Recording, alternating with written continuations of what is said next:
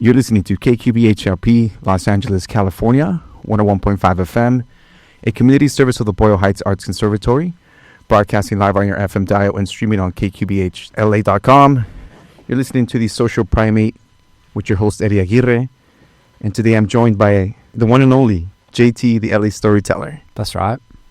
What's up, man? How you doing? Man, I'm feeling pretty good being on the 150th episode of the Social Primate podcast tonight. Hey, you know how it be. Thank you so much for making the time to do this with me. First and foremost, it's the 150th episode. It's crazy because I've been doing this for a couple of years now, and it's crazy. I don't know how else to explain this. But let me just double check real quick. I'm just having a little audio issue on my headphones. I got you. Give me a sec. Okay, cool. Wow, we're gonna do no headphones. Headphones today. No headphones today. Game. But basically, I want to start off by thanking everybody who submitted stories in the last couple of weeks. Or actually, the last week. It was just 1 week that we did this. For real. It was voicemails. It was written submissions.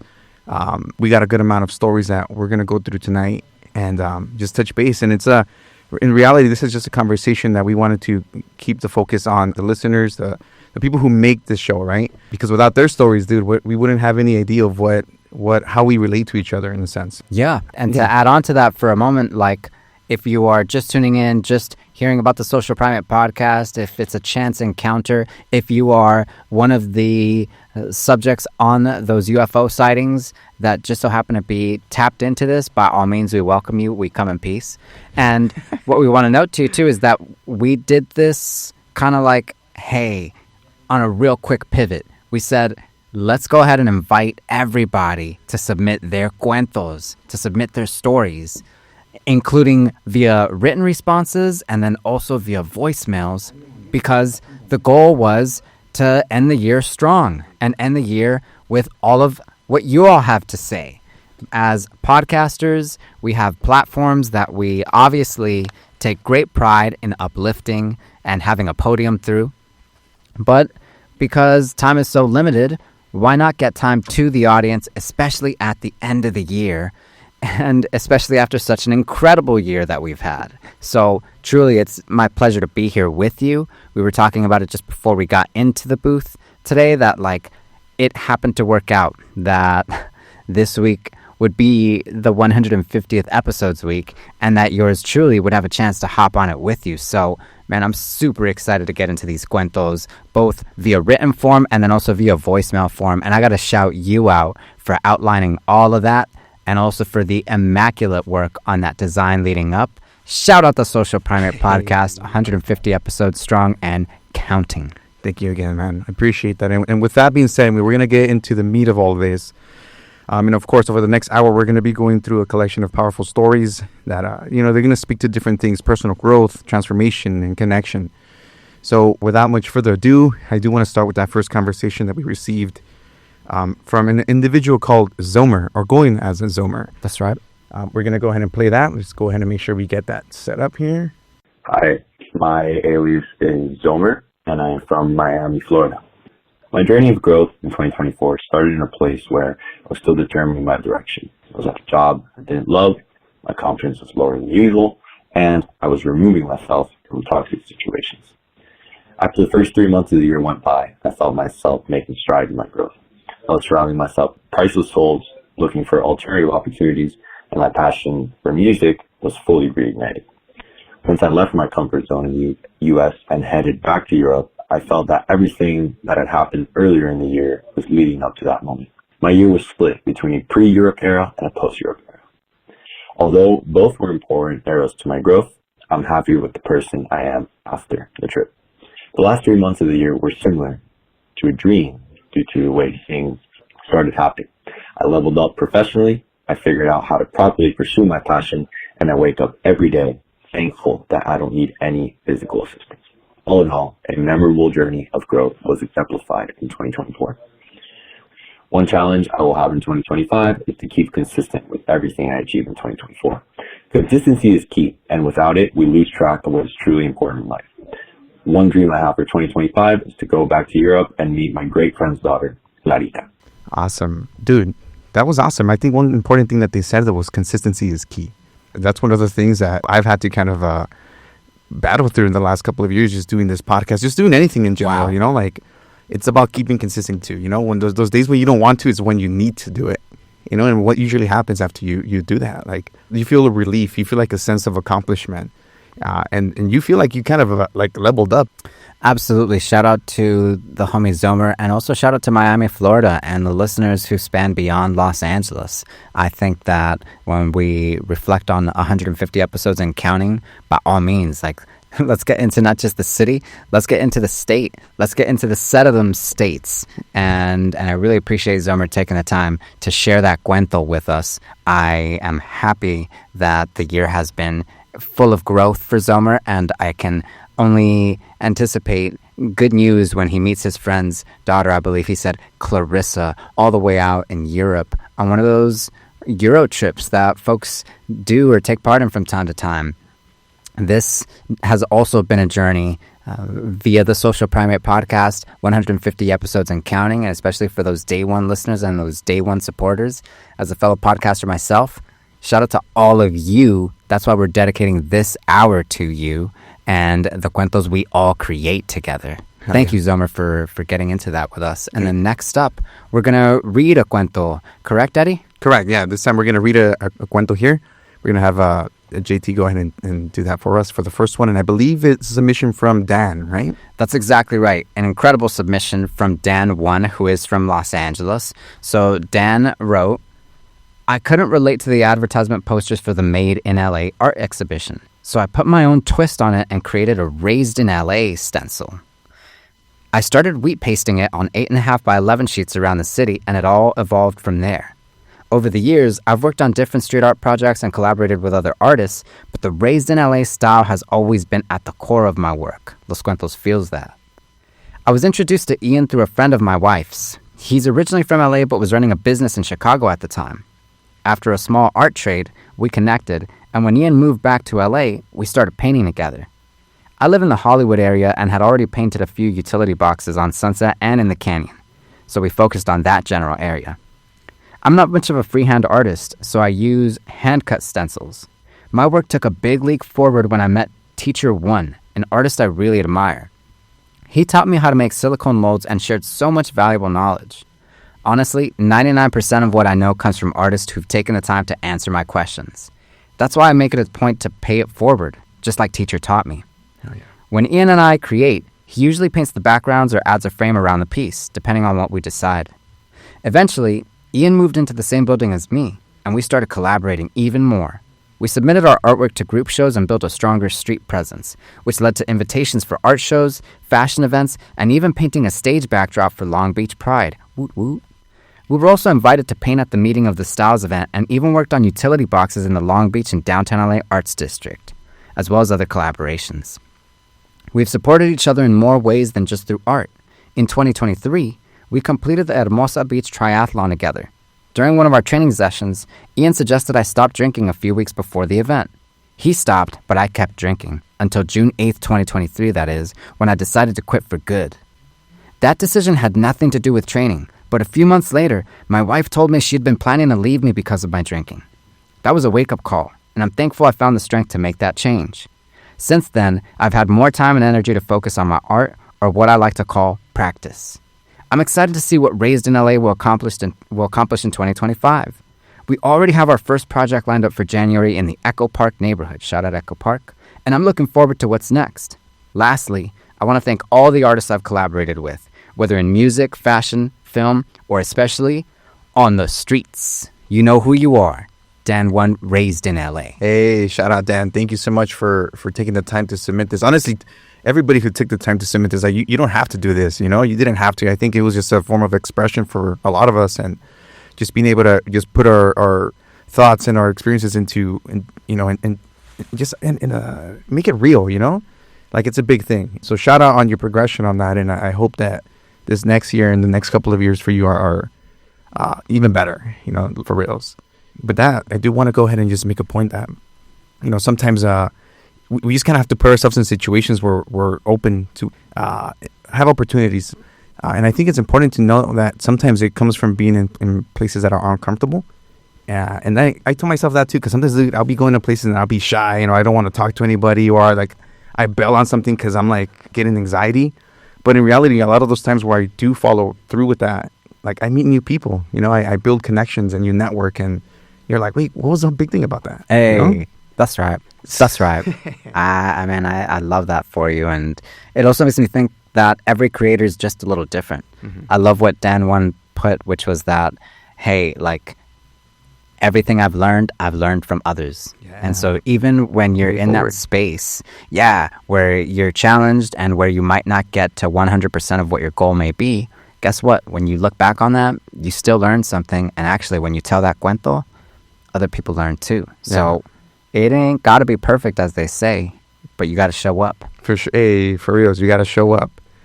So our next story here, this is going to be from Mariah. And for people who may recognize her, she was on the podcast a couple weeks ago on the Social Primate, and then a couple months ago on JT the LA Storyteller. So let's see what Mariah has to say. Hey, I'm Mariah, and I just wanted to share that, I don't know, 2024 was a great year. I think in 2023, I got a bunch of new friends, new folks, new people, and then 2024 was definitely the year I got to really deepen those friendships and those relationships. And yeah, I'm just feeling really grateful that I get to start 2025 with some beautiful friendships, community, and yeah, I'm feeling very grateful. Oh, and I forgot to say I'm in El Sereno. That's it. That's all. Hey, El Sereno. Mariah, thank you so much for taking the time. And again, you know, she's part of this awesome organization right now, LA Public Press. If you guys haven't been tuning in, like, check them out. They just released their first printed newspaper. That's huge. I'm glad you guys are doing what you're doing, and you know, you got our support here. 110%. And I also love the shout out for the neighborhoods. We got Hollywood in the mix, Long Beach, El Sereno, Echo Park. It goes on. So shout out to all of you coming from these communities we call home, these communities we love, these communities we fight and stand for. You know, just a little story on that. Like, I met Mariah a couple weeks ago. I was invited by you to go to her, like, celebrate her birthday. Yep. I was just telling her a story about me being like anxious and all this stuff. You know, like a couple of hours before that, I was like, man, I don't need to go. Like, I'm not gonna go. Like, nah, I'm gonna bail. Like, I'm just gonna say this and that. You know, and I'm being honest because that's something that I consistently feel all the time. Like, and I have to work through that. You know, because all that happened that day is I went through. The part that I thought was kind of interesting was when we were all in a circle and we were introducing ourselves. And I was like, man, I haven't done this since like school. So just being able to meet people and know what they're about, and then after that, just kind of build on those, you know, relationships you're making. It goes back to the whole thing where, like, you know, just take the time to meet people. Like, it's a little uncomfortable, but, you know, you get to make great new connections. And talk about a creator in the game. Like, again, every creator is just a little different because while we were in that circle, I experienced a very similar sort of theme. It was also true that I really, really had a great time letting everybody know about the Social Primate podcast and letting everybody know that, hey, like, the homie right here has been on the map and been putting in work. It's just like something I truly take pride and pleasure in, like shouting out the people, especially those people putting in real work. And so in a way, that's kind of like your reputation preceding yourself. Like, hey, your work has spoken for you, and so you don't always got to be right behind the mic all the time and in front of the spotlight like that. In that case, I was more than happy to enjoy that evening with our great friend and to shout you out, just like right now on the 150th episode. Gotta tell the people. With that being said, we're going to our next written submission by Rodrigo from the city of Los Angeles. I left my beloved city after living there for over 40 years and moved to the motherland, where I hadn't been in 3 decades, as I needed to be with family. The big losses of family members prompted this huge move. I was in Silver Lake for 20 years and now in a municipality in El Salvador with around 40,000 people. I never thought I'd leave Los Angeles, but death isn't only an end, it's a beginning as well. I've been out here for a few months now, and what I've gained is more family time, culture, and nature that is both inspiring and grounding. Life is full of ebbs and flows from which you grow. This return to the land of my ancestors is just what my soul needed, an escape from toxic soil to lay roots where my lineage comes from. I'm already seeing the sprouts coming, and I can't wait to see what blooms. I love how they ended that. Wow. You know, that's a really scary feeling. You know, sometimes you feel like you're so used to something, right? a job, a home, and it's scary to even think that you're not going to be there anymore, right? And I think when you're faced with these moments of loss where you have no control, right? Like it's like not only is the carpet being pulled from under you, but it's your whole world just shifting. Like you have no choice but to kind of make drastic changes, and those drastic changes sometimes come from just removing yourself from your environment completely and experiencing something new. So like just knowing that they took it upon themselves under unfortunate circumstances to make this happen, in a weird way, those events give you new life, right? And it's like this process of regeneration. 100%. Let the city know. And I got to shout out Rodrigo for taking the time to submit this cuento of theirs. We actually just so happened to meet in the MacArthur Park, Westlake neighborhood. So it was a serious pleasure to get to know you and to learn of this journey of yours. And by all means, keep us posted. Keep us absolutely posted, because there's so much of that going on right now. A lot of transition, a lot of migration, a lot of changes, even back and forth. And I think as sort of we reflect on what we've learned so far through these cuentos, we're definitely going to get into more of that for the evening. So by all means, let's do it. Let's hear from more of these voices who took the time to share their cuentos with us. And the next person we have up is Camille. And let's see what she has to say today. Hey, Social Primates. This is Camille Colo. I'm calling from Los Angeles. I wanted to call in and talk about something that really worked for me this year. I was struggling with some of my art, with some of my writing, and what I did was I met up with some friends who are also working on projects, and I said, hey, how can I help you out? Can I be a part of your project in some way? And they said, yeah, of course, we'll make it work. Here's what you can do to help me out. And so by doing that, I actually totally re-energized my own practice through fine-tuning skills to help my friends out, but also just by seeing other types of projects and seeing how other people organize their goals and their lives. And so that's something that I'm really thankful for this year. Have a great one. Bye. Hey, shout out Camille. Yeah, I had her on the show a couple years ago, dude. Wow. Yeah, so shout out for her journey as an artist. And honestly, one of the things that really inspired me from the story was the idea of experimenting and trying new things to re-energize your creative energy. And I think I kind of relate to that in this sense, because podcasting is fun. You get to meet all these people and have conversations, but after a while, when you're doing the grunt work, right, the recordings, the scheduling, all this extra stuff, right, the logistics stuff, you kind of get oh God, do I gotta keep doing this? Can't I just show up and talk? But once we got together to put this together for the community, for the people, I was like, dude, this is what it's about, So yeah, I love this. I love this message. Thank you, Camille. Absolutely. Thank you so much, Camille, for that. And the idea that when you're struggling or you're going through a difficult moment as a creator, only to find yourself or rediscover yourself and rediscover your abilities in somebody else's work and in somebody else's upliftment and in somebody else's celebration, that's magic. I mean, seriously, that's the other part that I think is great about being in a creative community or being among creators. When you're not feeling so good or when you're feeling like you're not quite at the top of your game, guess what? Go check out what one of your peers, one of your contemporaries is up to, and you just may find that spark again. So very happy for Camille, very happy to know about this full circle moment for you all, for us, really bringing everybody together. And so, yeah, this is exactly what it's all about. Letting the city know, giving all these cuentos their moment in the sun just before the year is out on this final episode on the 150th installment of the Social Primate podcast. The horns. Social Primate. And now we got the next story, JT, if you don't mind, with Jose. Absolutely, let's do it. So, Jose says, this year, I experienced something beautiful and hard all at once. I fell into a secret relationship. It was exciting, fun, and risky. For months, it felt like a dream, but it ended suddenly when he ghosted me. I was left heartbroken, feeling lost and confused. In that pain, though, I found something unexpected. Poetry. Writing became my way of healing, and my words gave me a voice. I started sharing my poems, connecting with new people, and discovering confidence I didn't know I had. Because of his leaving, I uncovered a part of myself I hadn't seen before, a love for writing and the courage to share it. I'm still afraid of loving someone again only to lose them, but this year taught me that even heartbreak can lead to something beautiful. I look forward to growing as a writer, sharing my poetry, and connecting with people who see me for who I really am. I don't know what love or life will bring next, but I've learned that pain can be transformed into something meaningful. Amen to that. Wow. Yeah, that's powerful. How he ended that. Pain can be transformed into something beautiful or meaningful, sorry, and beautiful, at the same time. That's hard, man. A couple of years ago, I mentioned this before, I was going through some hardcore stuff that, just emotionally.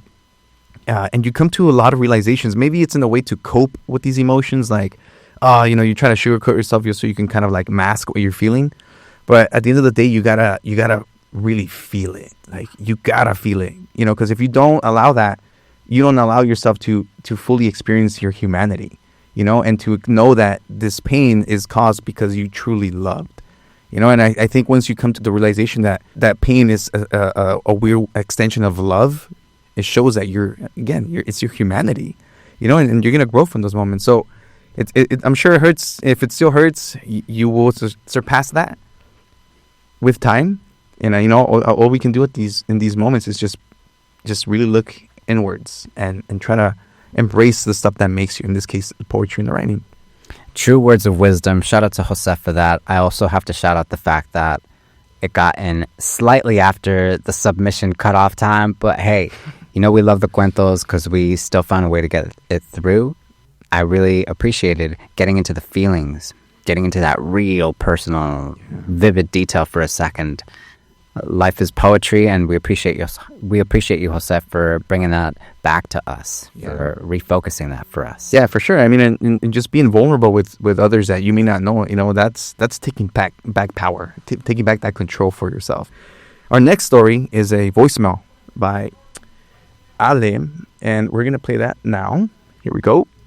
Hi, my name is Ale Chicana, and I'm a first-generation Chicana born and raised in Los Angeles, also the firstborn daughter. And growing up, I experienced a lot of trauma, and again, while I was married. I have 2 kids and a parrot, and it was a lot of weight to carry while I was trying to heal my spirit. Working and studying, and fast forward to my first year at UCLA, post-COVID, I got physically ill. I got my lab done. They told me I was okay, but I felt like I was dying. I didn't, and I couldn't bring myself to participate in life. I tried to quit my vices and do healthy new things, and I prayed. I sought small joys in life, and I couldn't find it anywhere. I knew I was blessed by Creator with all that I am, all that I'm doing, and all the opportunities I've been given.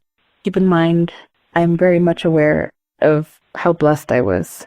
My kids are safe, and we're 15 minutes from the beach reading about my favorite things for my study.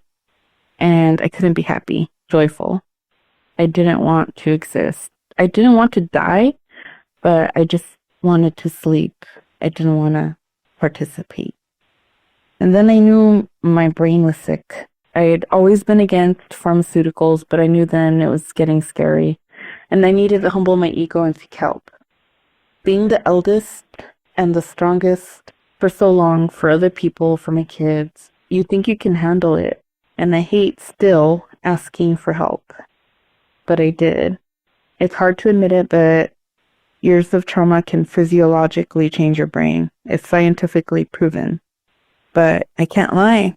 I feel better now and like myself. Full of life and endless gratitude.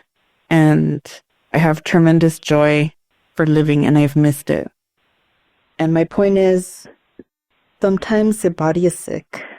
Sometimes your spirit is sick. And sometimes your mind is sick. And we take the time to care for each of those. It's okay to rest, to pray, and it's also okay to care for the health of your mind. Take the time to do so. If you need it, I highly recommend it. Ale, thank you so much for sharing this, and I wish you nothing but the best in your healing journey. This is a journey after all. It's not just I'm gonna beat this. It's a process, and one of those the things that you shouldn't be ashamed to share, but we are, and especially in our cultura, this is one of those things that nobody wants to talk about their mental health. Sometimes there's this perspective that it's weak and all that, but in reality, there's nothing more powerful than voicing these things and saying, hey, this is me, this is what I'm about, and I'm going to get through this, Yeah, absolutely. And shout out to you just as well for reaching UCLA at such a critical moment for all of us out here. I have nothing but confidence in your path as a Bruin, and I look forward to hearing of your success in the near future on your terms. So thank you for sharing that with us, 110%. And with that, we continue with a story by Lou Veem. This year, I released my first song in Nahuatl, the Mexican language. The song is called Tlatoli, meaning the message, and it explores different aspects of communication. I wanted to highlight how American languages carry history and culture. Nahuatl, for example, offers insight into the mindset of people who developed independently from the rest of the world, with cities that were larger, cleaner, and more advanced than those in Europe at the time. Our remedies, food, and cultural customs continue to shape global medicine and meals, while also helping preserve the planet through conservation. It's crucial to keep our languages alive. They played key roles in wars like the Code Talkers during the World Wars, and millions of people will speak them today. Besides my own ancestral languages, I'm also studying other American languages. Mexico has the highest percentage of indigenous blood in North America, yet many people identify as Latino or Hispanic, which are European identities. Being mixed doesn't erase our indigeneity. And as the saying goes, no matter how much cream is poured into coffee, it will never stop being coffee. While some take pride in their native roots, others mistakenly assume they are Mexica just because their ancestors are from Mexico, even though there are many other native groups in the country. Not long ago, most Mexicans spoke native languages with few knowing Spanish. Now, however, local cultures aren't valued at a systemic level. If they were, they'll be treated like local cultures in Europe, where most countries still speak their own language. Nahuatl alone is spoken by more people than Icelandic and Maltese combined, yet it doesn't receive the same recognition. However, I'm optimistic that efforts to preserve these languages are growing, like the Oki Language Project founded by Jean Braverock. This journey has connected me with linguists such as Dr. Stephanie Wood, Jan Garcia, and the Rayo Cruz of Beni Sidza, among others. Completing this song has shown me it's possible to share this message, and it's inspired me to release more content like it. Thank you for your time. Free eating Alex Enamorado, and free Leonard Peltier. Hey, hell yeah. Just to touch base on that real quick, it's been a whole year, and to have to go through this after you were putting all your efforts to make sure that you preserve the safety of your community it gets you angry, man, up into this day. But touching on the lighter tones of this, like, congratulations on being able to complete this song, especially in a language that for a lot of people it's hard. And it's kind of messed up because it feels like the culture is just being erased. But knowing that there's people, individuals out there that are helping preserve these languages and preserve the culture, like, that's amazing. We're in 2024 and we're still trying to make sure that we stay connected with this ancestral part of ourselves. Absolutely. There's also so much power in Lou ending off this note, this cuento for us, on the fact that 1 year later, we're still seeking freedom for these brothers, for this part of our community, for this part of us out there. And I love the connection between engaging one's indigenous or ancestral language, roots, food, and so on, and seeing the current manifestations of that colonial project, the seemingly indefinite colonial project, until we realize or until we recall that actually we're so far and wide, and even as they try to lock us down, we are still out there calling for freedom, calling for our people to get up and continue shaking up the world as we are meant to do, because it's long overdue, and actually we are fulfilling a serious purpose when we resist in the ways that we do. So shout out to that growth for Lou, and also that note for our brothers right here in Southern California and everywhere they are unfairly placed behind bars. 100%. Yeah, and then one last point, like, one thing that a journey that I went through this year was just, self-identity for myself, my cultura and all this stuff. And I had many conversations this year that kind of touched base on that, and how to reconnect, how to break down, decolonize, and all this. And it's been again going back to the whole thought of the journey. Like it's a moment. It's going to be something that's going to have its ups and downs. You know, you're going to feel confused. You're going to feel angry as to why you didn't know this. And through that, through those roller coasters of emotions, you will find yourself. You will start chipping away at who it is that you are really. You know, because that's a very scary feeling sometimes. Like a lot of people, I feel like they neglect looking inward because they feel uncomfortable that they're gonna go through these valid traumas and all that. But in reality, is like how long can you put this off, and at the same time, put off your own growth. So I'm thankful to be able to meet people that just allow ideas to flow and conversations to happen. And yeah, man, I love it, man. Let the city know. Thank you for bringing that to our attention, for including that in this lineup. We still have more cuentos for y'all. Yes, and sir. shout out to you for staying tuned, staying engaged here. Let's go. Let's keep these cuentos going. We got Nina up next. Here we go. Hi, my name is Nina. I am from East Hollywood, or as I say, East Hollywood. And I just wanted to drop my story.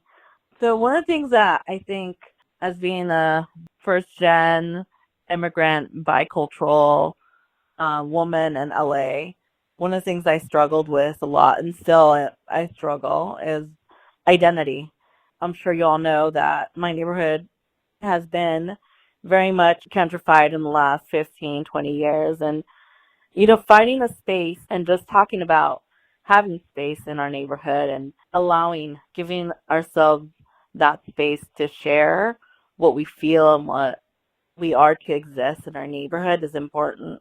One of the things that I learned, and I keep learning, I feel like everything in life we learn, and it's never stagnant. Like, it doesn't stop.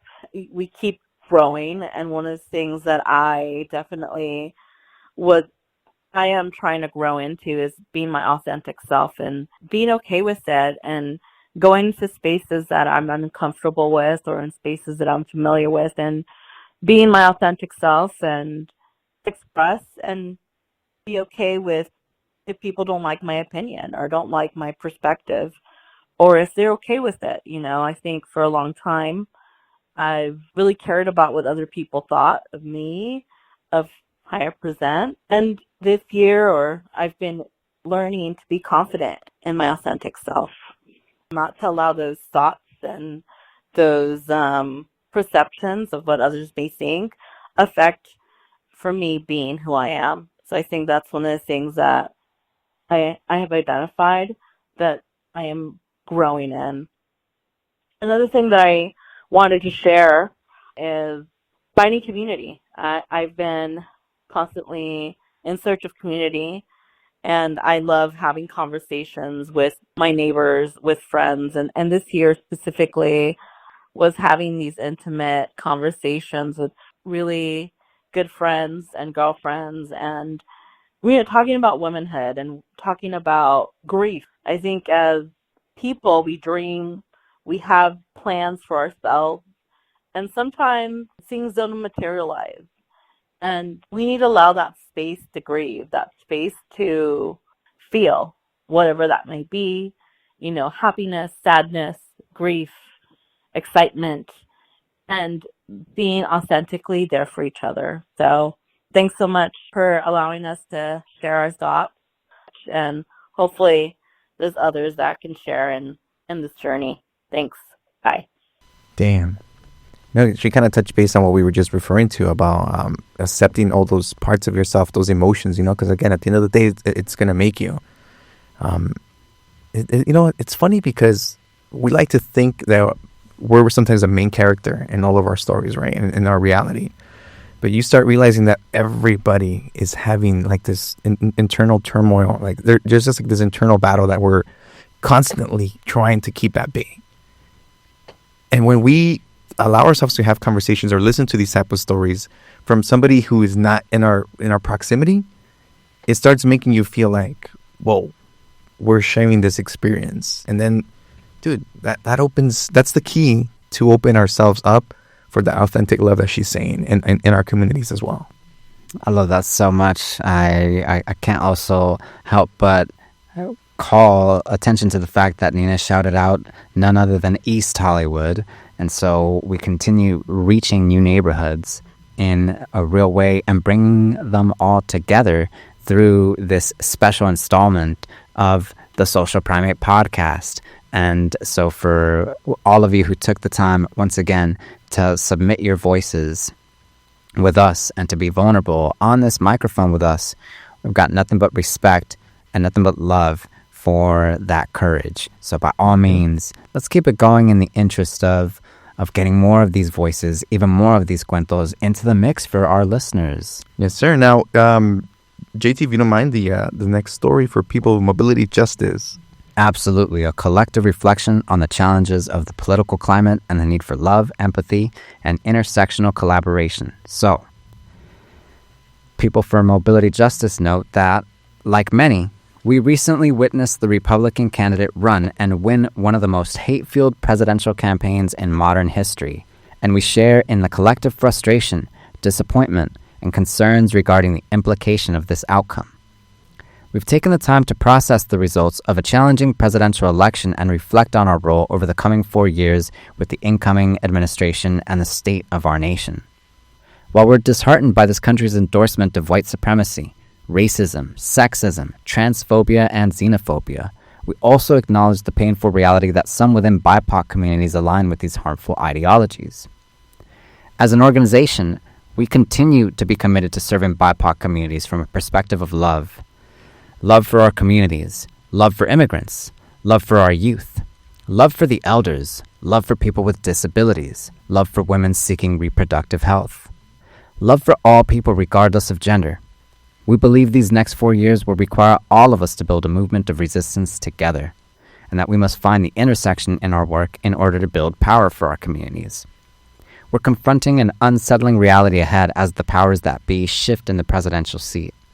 We're called to go deeper into our empathy these next few years, building on a movement to build equity and our commitment to fight for love over hate, uplifting values of love and collaboration. We will resist the hate and destruction.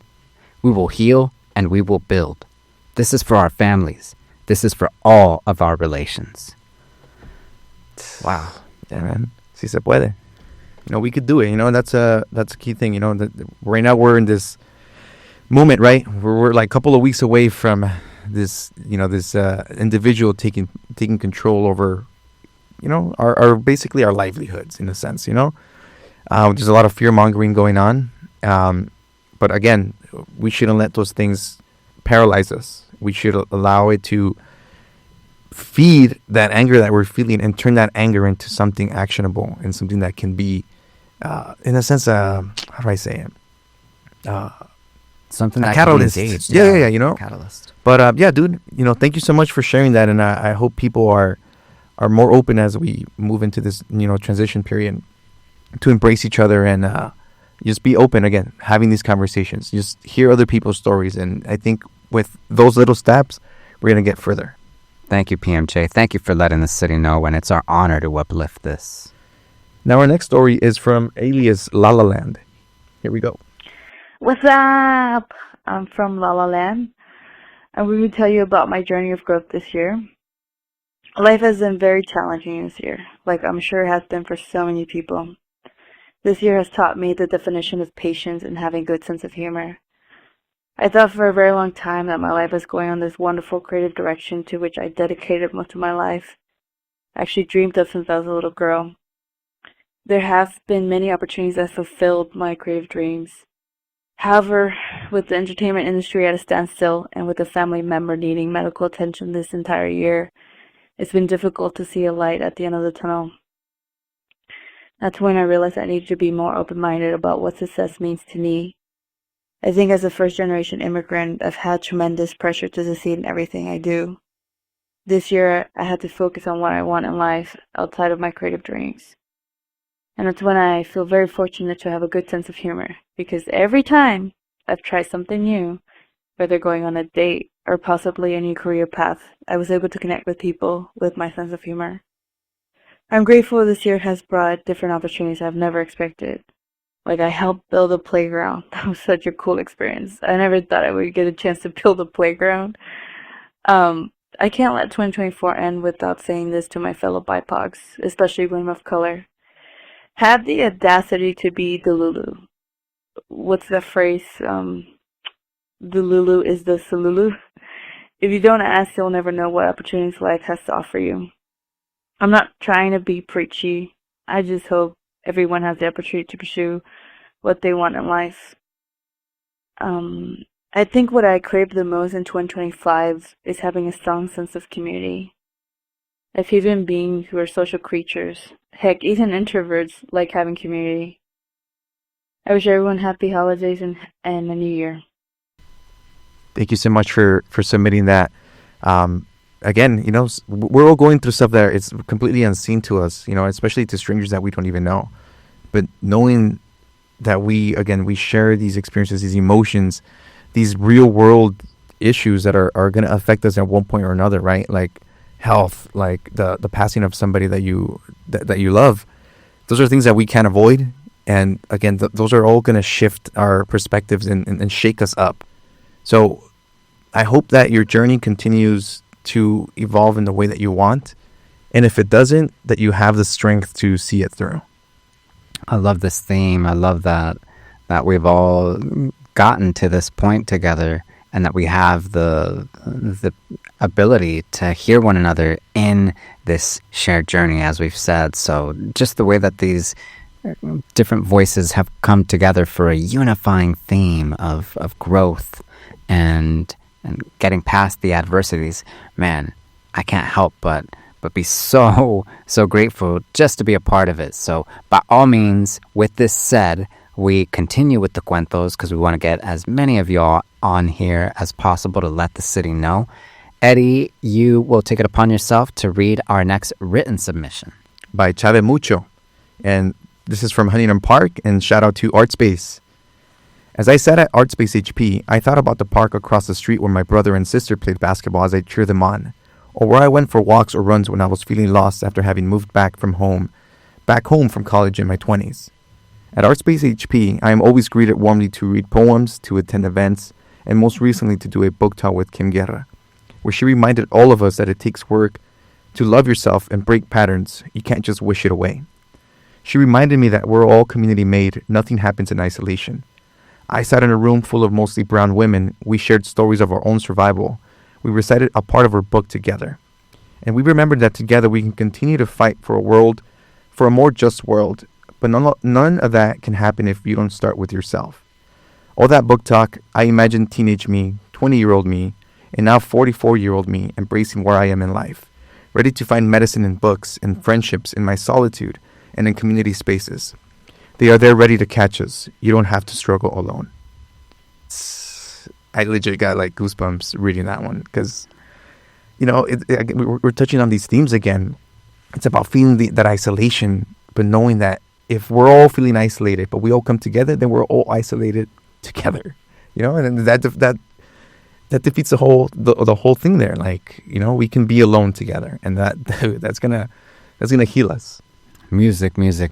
Now, with this in mind, already we've gotten through 45 minutes of the 150th installment of the Social Primate podcast. And so just a heads up, if you are still waiting for your cuento to be told, we are doing our best to get to each submission. So with that said, let's get into that next voicemail for us and see this through.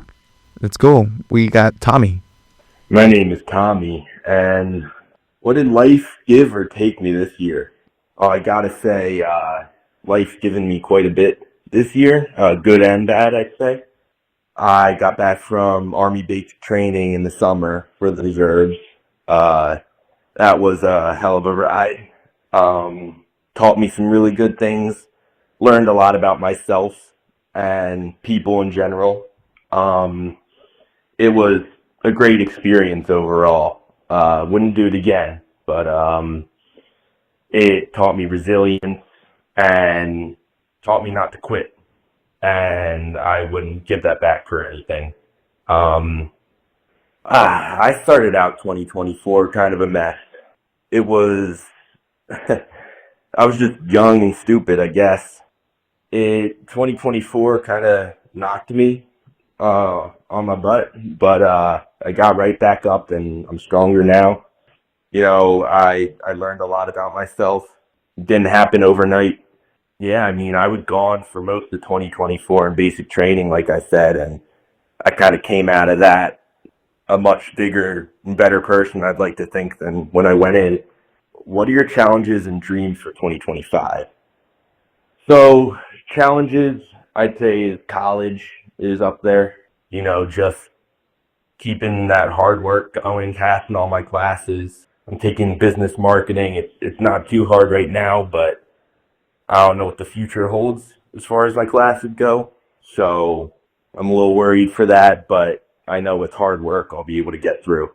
And my dreams, I would say my dreams are just to keep making money and supporting my family and friends, and to just keep my life going on the right path. Yeah. Drum beat at the end of that. Dude, thank you so much. I mean, again, this is about resilience. It's sometimes we're going to be put up against the wall and we got to push through. We got to fight back. And, that's where you're always going to see the growth. And I had a conversation with somebody earlier today. I mean, if you're not feeling scared, if you're not feeling nervous, it means that you're not doing enough to put yourself in positions where you're going to level up, right? You're going to evolve from Charmander to Charmeleon. And then Charizard. Let the city know. Thank you, Tommy. JT, if you don't mind, starting with Vincent Chente Montalvo, Who also got it in late, but all in the game. A reflection on the loss of a mentor and the importance of family, activism, and creating meaningful experiences in life. Vincent says, "Life is a cycle of loss and gain. There is no in-between. 2 years ago, I lost my mentor at the age of 93. But in that loss, I gained something invaluable. The memories of our 30 years of activism together, some of which I'd forgotten. Even now, she continues to mentor me from the ancestral world. These memories remind me of the importance of creating meaningful experiences in life. They will serve you as you grow older." Looking ahead to 2025, I fear that ego and jealousy will continue to plague our people. Ego is the number one killer of movements and groups. But despite this, I move forward with hope and empathy. When we see the injustices done to our people and children, our doubts about progress dissolve. We must unite and march forward together towards victory in 2025. Que viva la revolución. Hey, powerful. I mean, I know you had an episode with him a couple months ago. Word. Right? That's exactly right. Yeah, check that out on JT the LA Storyteller podcast with Vincent Chente Montalvo talking about Dodger Stadium, the legacy of Dodger Stadium, and the ongoing struggle to reclaim these barrios, actually. Yes, sir. Now, for the next one, I'm going to play 2 voicemails. The next one we have is by an alias. I want to say it's Namekian. Yep. Namekian. Like Namekian Blast. Hey, here we go. Hey, what's going on? JT, Social Primate. It's your boy Namekian. Shout out from Gotham, you heard? So this little story is about me and my best friend. His name's Miles. He's a real handsome German Shepherd. Had him for about 2 years, and my story is with me and Miles. It was a bit of a struggle when I first got him. He wouldn't listen to my commands. He'd be tearing up some shoes, tearing up things in the house. But after a lot of YouTube videos, read a couple books, and obedience school, he's come around, and he passes. If he was a college student, I'd give him a passing grade. He gets degrees. You know what they say, he's got degrees. But just want to let everybody else know, the listeners, if you're trying to get a pet, don't take it lightly. Do your research, do some training, look into what are the appropriate needs for your dogs, and it wouldn't hurt to puppy-proof your house a little bit. Get a lot of toys, a lot of chew toys, because this will spare you from not having to throw out those fresh sneakers and all that.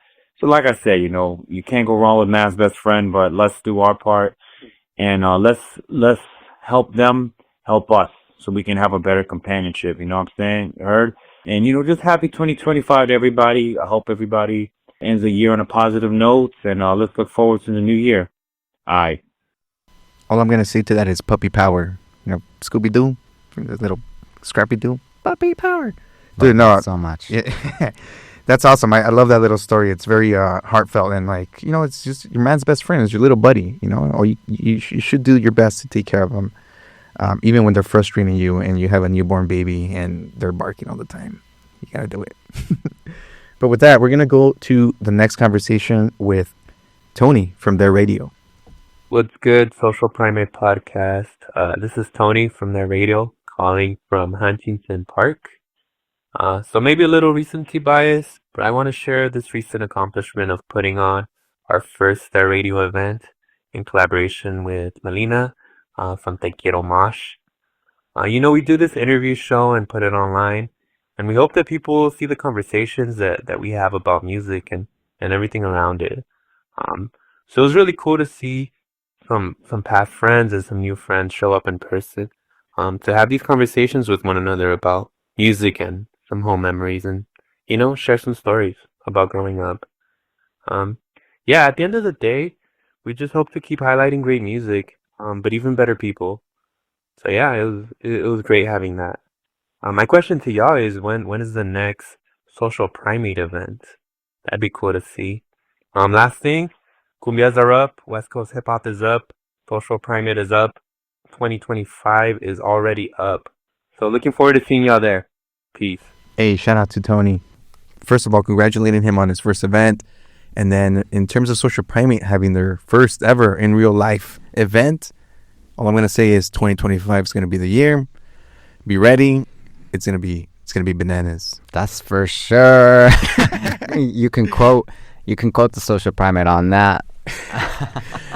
Unfortunately, I couldn't make it to his first event, and along with Artspace, it was at Artspace in Te Quiero Mosh, but I'll definitely be there at the next one. And everybody go check out his show. He has great interviews. Follow him on Instagram and show some support. With that, I'm gonna go ahead and move to the next story here. This is Cindita. I'm gonna try to go through this a little quicker here. From Downey, and she's sharing a reflection. Staying busy to cope, but even my body needs rest, and it will remind me in ways that can feel overwhelming. Capitalism thrives on human suffering, and we are not machines. The government and or our politicians do not have the capacity to love you back. Your community does. Those directly around you do, and so do you. It's okay to say no to others, to say yes to yourself. Start by showing up for yourself, for those daily yearnings of radical care, of hope, of joy, energy to create that better world we dream of. It takes the collective community care. May you find joy in the mundane today and every day. Wow. And I want to say, if you are a worker, the vast majority of whom these listeners are just like us, then it's in moments like this that you get away from just the work and you get into the pure enjoyment of being among your peers, being in community, listening to each other's cuentos. By all means, this is a form of breaking that mold and really rediscovering ourselves. So thank you for this reminder, especially as we move into the next year, not to mention the holiday season just beforehand, which gets folks into a crunch. Thank you. And with that, we're playing something from Helen. Hi, this is Helen H. Kim from Los Angeles, California, and I just wanted to share a little cuentos about my 2024. It was a really big year in terms of this big project that my partner Joyce Yip Green and I were working on. We are both immigrant children and children of immigrants. Joyce and her family came to the Los Angeles area in the 70s from Laos as refugees, and my family and I came to the Los Angeles area in the 80s from South Korea. And our project was about just honoring our elder Korean and Lao immigrant parents and their peers. So we had this big project that just looked into their struggles, their challenges, their victories, and getting into the stories of how they came to this country, how they survived, how they created roots, and these roots, of course, have flourished, and they have generations now of children and grandchildren that are thriving here and figuring things out. And so we just wanted to really honor the shoulders of the giants that Joyce and I, stand on, and so many people like us stand on. And so, yeah, we had just had a chance to highlight our elders who often don't get the spotlight that they deserve to tell their stories that are so unique to their time. So, yeah, that was like 2024. And I'm just looking forward to continuing to shed the light on important members of our community, to shout their stories, or not for myself to shout their stories, but just for them to have a platform to share their stories in a way that that honors, their experiences, and that can just really amplify what it means to live in such a diverse and enriched city like Los Angeles.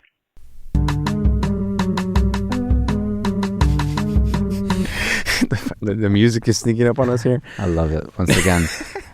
So, major shout out to my Nuna Helen H. Kim of the Relocation Project, also known as the Lawan Korean Acculturation Project. She and her colleague Joyce actually had the coolest exhibit in K-Town for these elders, as she noted, from both Korea as well as Laos. And it was just such a cool vibe checking that space out with her, seeing folks coming together to celebrate the stories that make up migration and migrating to a city like LA, and the memories that folks hold, even after all this time, of the places they once called home as they make a new life here. I was very proud to see my colleague up to this, and I love that the event was held in none other than K-Town. So she put up K-Town on the map yet again with that, and here we are at the end of the year. Just thankful for her sharing that cuento and her creating that space, because that's what this comes down to, is just making as much space for our people as we can create. And there we are with it, man. So shout out to my Nuna Helen H. Kim for that. Thank you for submitting that cuento for us. Thank you, Helen. Thank you so much for that. I did want to fit this story here, or this quote that was submitted by Michelle from Forania Radio here in the KQBH. And it goes, the following passage is taken from Haitian American writer Edwidge Dandicat's Black Bodies in Motion and in Pain for the New Yorker.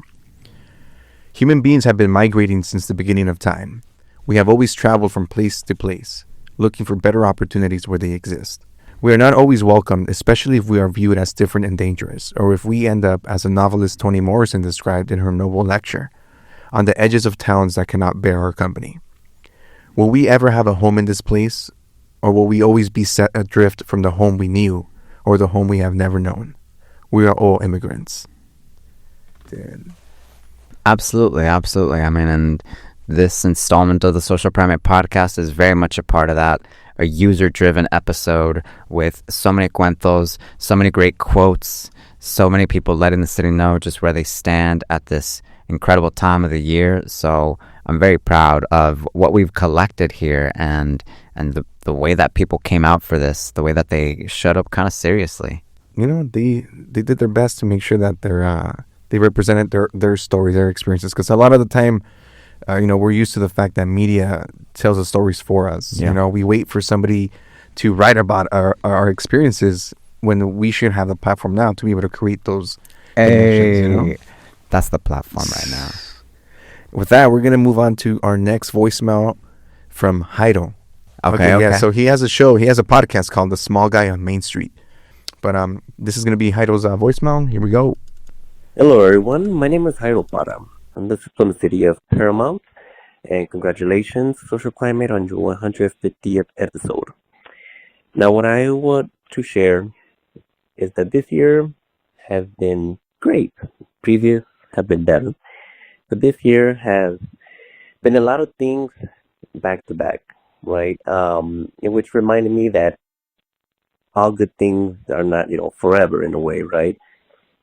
But as I try to get ahead, things always will rise up, right? But one thing that I push myself to is that this Thanksgiving I volunteered to give out donations and food at Skid Row. And that for me was eye opening. And that for me made me realize that whatever I got, whatever I was dealing with, and any problem I thought it was major, other people got it worse. Other people are less fortunate. And it made me realize that I'm in a fortunate position to be where I'm at. So if there's anything I want to leave to you is that keep trying. Nothing is too major to worry about, to stress out, but you still got tomorrow and you still got next year. So keep on and, si se puede. Si se puede, si se puede. Hey, for reals. Thank you so much, Haida, for taking the time to submit that over. Let's keep up that good fight. Yeah, the small guy on Main Street. I mean, what a cool name. And I appreciate the note about looking to get ahead only to realize that it takes some time. It takes some repetition, actually. Everything, especially in the podcasting world, is one setup after the next. Editing that, publishing, and then sometimes editing again and republishing. You already know. But that's part of the thing, and again, it's what makes you a master at your craft at some point. With that, I did want to play a voicemail from Simon. Hey, what up, Simon? Yo, it's Simon. I'm from Los Angeles, California. I'd like to give a big shout out to Mr. Jimmy himself and Anthony. We met in Tokyo, actually, about a couple months ago, and I don't go out of the house too much, but so this is my first solo trip and stuff like that. And just meeting y'all too, I had a great time. Y'all old heads, keeping it real and but kind of blessed that just meet you guys and have you in my life. So appreciate it. The beep. We're ready for you, Simon. Hey, for real. I appreciate that beep on your end, bro. Thanks for that, my dude. And shout out to Simon. That's right. We met in Tokyo a couple months ago at this point, and he's from Gen Z. He's about 25 years old. So my homie Anthony and I, who he also shouted out, we like to give him a little bit of flack for it, just because we can. And right. And he's of course high spirited about it. He's totally chill. We went and got some patras the other day, and it was a real pleasure connecting with this cat all the way out there. It's cool the way that you can travel halfway across the world and meet a neighbor. Dang. And that's nuts. And start a whole new chapter from there on, right? So Simone is very much with our crew out there through the city of Los Angeles, and I appreciate the homie taking the time to dial in and shout it all out. And we're gonna take him out the house. Yeah, we're gonna take him out the house. For sure, we're taking him out the house one of these days. Hey, for real. So, but I've never met you, but when I do, yeah, we're gonna be outdoors. That's right. We're gonna be outdoors. I like that. Hell yeah.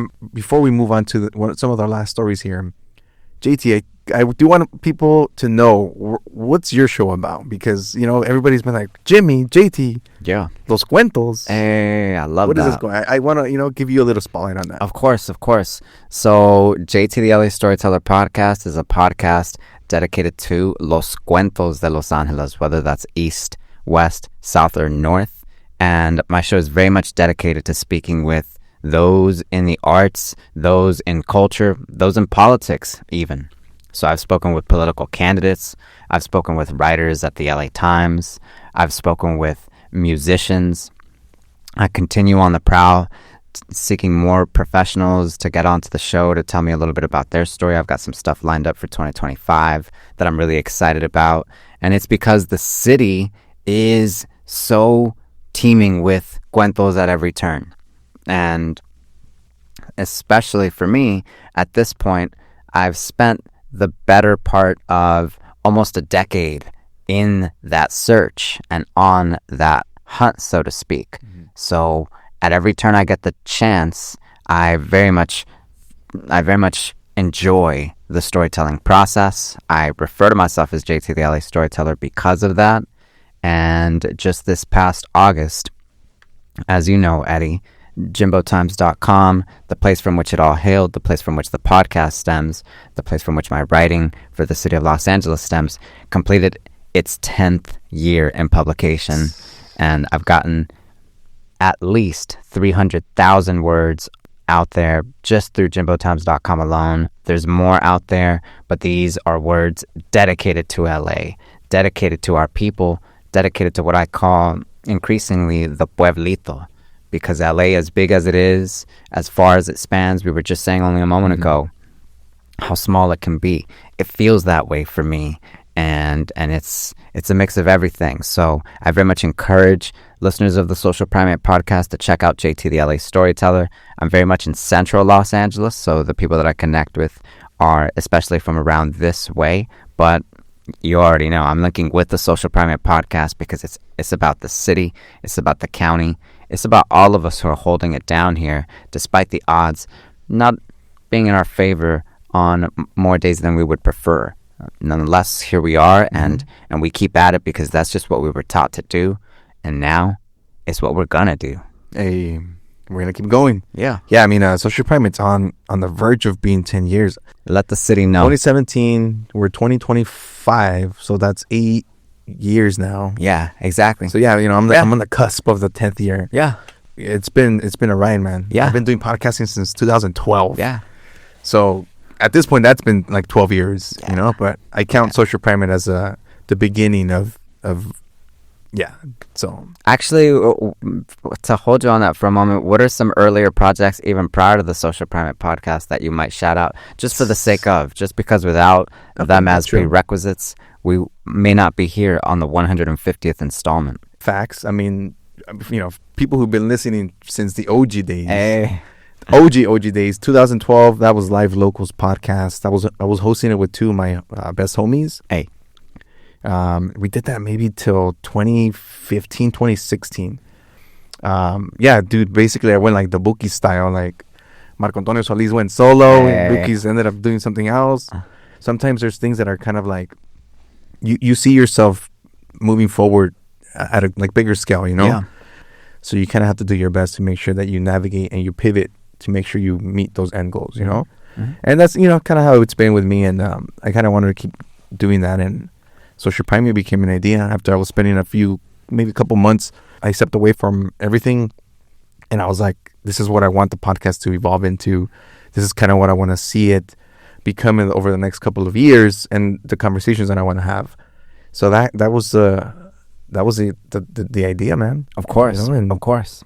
But yeah, it's experience, it's a process, it's a journey, and it's gonna have its ups and downs, and hesitate to do a lot of things. But then after that happens, like, dude, you feel like you can do anything. Yeah, and that's what I hope to uplift at the 2025 event for Social Primates, right? Because even the very design process has evolved from one year to the next. Yeah. I've had the privilege to see a little bit of the earlier design concepts, we can say, for the Social Primate podcast, and it's cool to see how that has transformed into what we see now. And what we see now is something incredibly unique, something entirely in its own lane, something that people also love and are going to continue to enjoy spending time with as we climb new mountains or scale new heights. So I'm really excited about that event. I'm glad that it was brought to your attention on this 150th installment. I'm really happy that someone just asked that, because that's the little bit of positive pressure we can say that all of us can use to go out and get it done. Hey, for real. Tony, shout out. Thank you, man. But yeah, we're going to start heading over our last conversations that we have here. Yeah. We're going to play Annalise.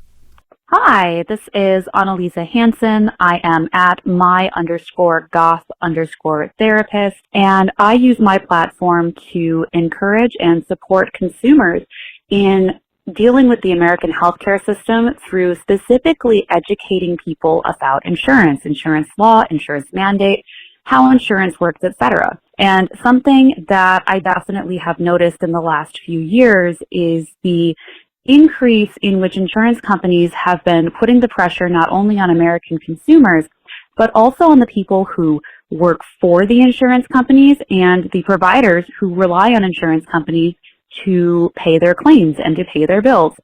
However, at least here in California, up to 70% of therapists run cash-only practices because they don't feel that they can deal with the insurance system and all of the barriers and hurdles to care and to authorization and payment that the insurance system causes.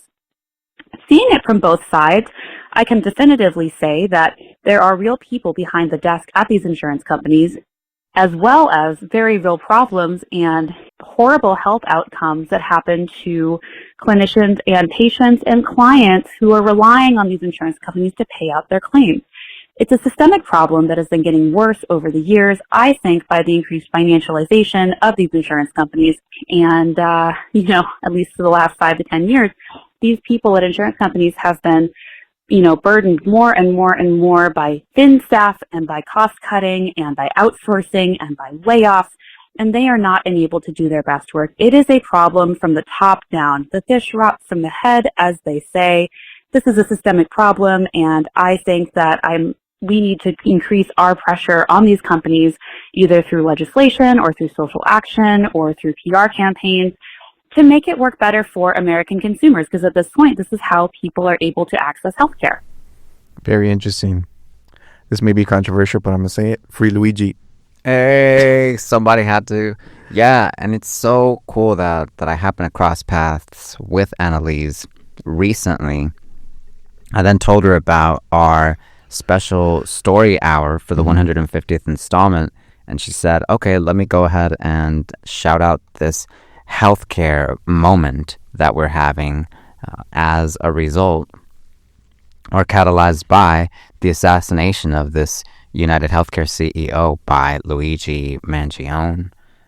And I think it's fascinating to think about just how far corporatization spans, right? Like for those of us who are kind of just in our day-to-day craft and going and grabbing our coffee somewhere at one of a million different coffee shops that exist now in Los Angeles, it might be easy to forget that, hey, there really are workers on the front lines, and then there are investors who you've never seen. Mm-hmm.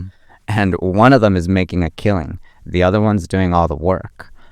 There are actually thousands of people on strike, that is therapists on strike, against Kaiser Permanente right here in Southern California. They've been on strike for a couple of months now, and it's leaning into 2025. And so there's definitely a showdown coming in the new year. And it's fascinating to think about how it will all intersect with a new administration and with a potentially new direction for the country. And so I'm really interested in speaking further with Annalise about this so as to create more public awareness of just how to increase pressure on these companies to support mental health and well-being, which is vastly underinvested in throughout this country. I think that's why everybody feels the way they do about this certain situation that happened with the CEO. Yeah. And there's a reason why it's being put in the spotlight by, the media, the system, because they want to show you, this is what's going to happen to you. Right. Terrorism charges because you're inciting the population. It's like, wait, what? Okay, all right, cool. But anyways, we'll see what happens. Yes, stay vigilant and stay tuned for it, right? Yeah, we will see what happens. And that's why it's key to find these voices and connect with them so as to bridge more gaps between those of us out here looking for a better way, looking for a better way for all of our sake, for our collective health. And everybody staying as healthy as they can is better for everybody. Right. If the idea is that we're just going to lose that a couple years out, then guess what? It's hemming its way back into the spotlight for good reason. So I'm excited. Shout out Annalise for that. Shout out all of you workers on the front lines fighting for a better way. And with that, we're going to move to our last voicemail from Connie. Hello, my name is Connie, and I am calling in from Burbank, but I am originally, and I rep the 818, specifically Glendale, and the best part of the valley. No debate about it, but if there is one thing that 2024 I could take or give, or what it gave me was it gave me the ability to just do the thing. You know, the past few years have been a lot, given that I, had to deal with a life-altering health issue that I've been able to work on now. I was in a job that I didn't really like, and then I was let go from that job, and then I found another job. And I think for me, it was just to do those things, whether it was scary or not. And I appreciate it because I've met new people. I've shared a essay that I wrote back in 2019 and 2022 to a few people, and it just gave me a release of life. So if what 2024 gave me, it was to do the things that scare me, even if I'm not 100% or 100% ready at that. So, yeah. And if 2025 it will teach me anything, it is to keep doing those things even if it scares you. So that is my story to tell, and it is my okay? Au Connie, thank you so much for that sweet message about remembering that fear is just that obstacle that's going to hold you back. And if you learn how to manage it and how to understand that emotion, right, like that builds up in your belly, and you start getting anxious and you start feeling like, oh, I don't want to do this. That's your body telling you that, yeah, you shouldn't do it, but your mind should tell you, go for it. Because that's usually where you see that growth, man. I've seen it a lot of times in my own experience in my life. It's something that I chase now, for the most part, I would say. If I'm feeling uncomfortable about a decision, or I'm feeling like, oh my God, my life's going to change now, I say, let's go. Yeah. And I think that kind of starts helping me become more confident in myself and my ability to take control over my progression. Yeah.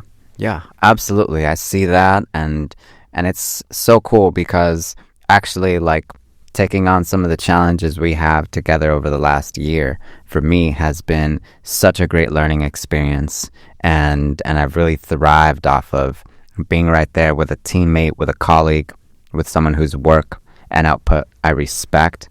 Because at the end of the day, when the forces come together, especially after so much practice of fighting our fight on our own, you see incredible things take place. You see just how far we can get. You see just why a collaboration in which two parties are heavily invested in, it pays huge dividends, because that's the sort of work output that people love to see. So I'm very grateful to have gotten the chance to join you on this special installment of the Social Primate podcast, the 150th episode. I'm really excited for the event, and I'm going to be right by, backing you up at each step of the way to the best of my ability, because I enjoy seeing this show grow. I enjoy seeing the people heard. I enjoy this entire journey and all of the ups and downs at the end of the day, because it makes us better creators. So shout out to you, and shout out to all those listeners who took the time to submit their cuentos. And I got a feeling there's more where this came from. So as we said, stay vigilant and stay tuned. It's going to happen. 2025. Here we go. That's right. With that, we've come to our last story of this segment. I'm pretty sure this is the last story of our segment. And this is by not Hector Jimenez. And his alias, if you want one, is Rey Mysterio. 619. 619. Oh, and also shout out 818. Hey, I'm not from there, but I respect that number. I love that. Shout out Burbank, Glendale. Let the city know. As my days are squeezed tight with piles of dishes and endless laundry, rushing and rushing, I keep returning to an idea that is shameful to admit. I miss the COVID days. I know that's a horrible thing to say, and just bringing it up marks me as an insensitive idiot. Do I remember how people died? That we couldn't breathe, and that we were so afraid, and that there was no toilet paper, and on and on and on. Still, I hope some remember the change of pace. My own frenzied rhythm became a slow drip of molasses of walks, strange new interests, and real interactions. Most especially, mountains of time for staring out my bedroom window and doing absolutely nothing. Once, and on no particular morning, a hummingbird appeared and moved into the branch of a tall cypress. It remained my neighbor for the entire summer. Day by day, it built its tiny rounded nest, fussing over every detail. Weeks later, I would catch glimpses of 2 bald nestlings, tinier than I could imagine a living thing could be. Then one day, the nest and its contents were gone, taken by some blameless raccoon doing what it was designed to do. I was able to catch only one last sight of the hummingbird as it paused to study the shreds of its nest before moving on. That stupid little moment was everything. Beautiful and sad, and the childish anger at unfairness, the wanting to brush it off and say, oh well, that's nature. But also, why does something have to suffer in order for something else to get what it needs? And the laughing tears of pleasure, of feeling something, and thankful that I'm not numb and cold, and wanting to feel the pain because it means that I'm alive. And also the utter nobility of this buzzing thing that says, oh well, and moves on, and so shut up about my complaints because birds don't cry. And I have never seen a wild thing feel sorry for itself. And just appreciate the raw and fucking glorious majesty that is being here now. All of that because I had time to sit down and look out my window. Of course, there's some heavy romance going on here. There is no writing that doesn't spritz perfume on memory. I recognize that outside the window, the morgues were filled to capacity, and it was still absolutely terrible to be black in America. But all memory is flavored, and admitting it only muddies the already murky waters. So here we are with our heaps of contradictory details, a mixed bag of noise for the future to dig through. It is important that we record the horrors and the death and the disease. Yet in that torrent of what happened, I want to pour into the fading memory of life's pace.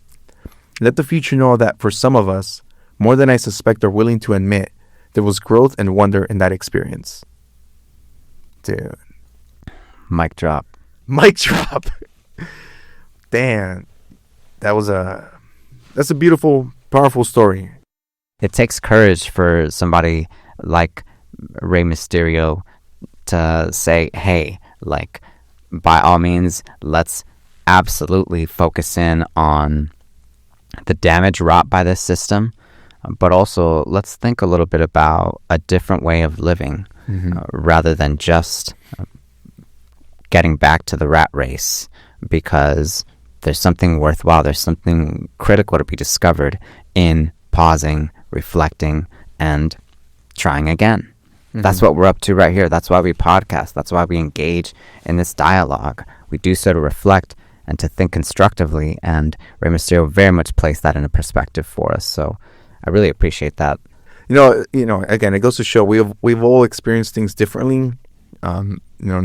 We may have similar trains of thought on specific things, but we're all going to experience it and make our own perspective of what that experience was. And that's just how it goes.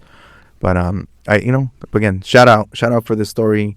Shout out to everybody who submitted this, the voicemails, the written submissions, people who reached out saying that they were gonna submit. Like, I thank you for thinking about it. You know, like, you didn't have to. I know sometimes it feels like you're kind of like pressured into doing things because they're reaching out to you, but it's not like that. Like, I know everybody has things to do, time to spend somewhere else. The very fact, though, that you took the time to respond and consider it, that to me is energy well, spent on a good thing, because again, these are people's stories, and I'm sure listeners are going to relate to one of these here, and it's going to continue driving us, inspiring us in shape in ways that we don't know.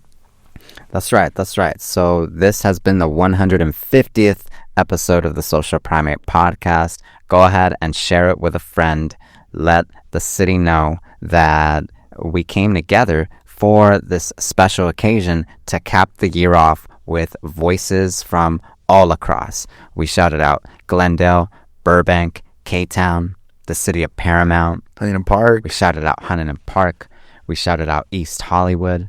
We shouted out Miami, Florida. Dude, for real. For real. Zomer, thank you. Yeah, it spans far and wide, and we can't wait to get into more of the city with y'all. It takes a little bit of courage and a little bit of time, but it's absolutely worth it because we give other people permission to feel and experience the world and say something about it, even do something with the energy, just as you were saying. That's what this has been about. Yep. And, for people who don't know, that's how a psychedelic experience feels, everybody. Hey. That's how it feels. Natural high. Natural high. All right, JT, thank you so much for joining me. Everybody else, you've been listening to this, again, 150th episode of the Social Primate. Stick around for the 300th episode. That's right. The first IRL event of Social Primate at some point this year. That's right. 110. We'll see y'all in the next one. Peace out.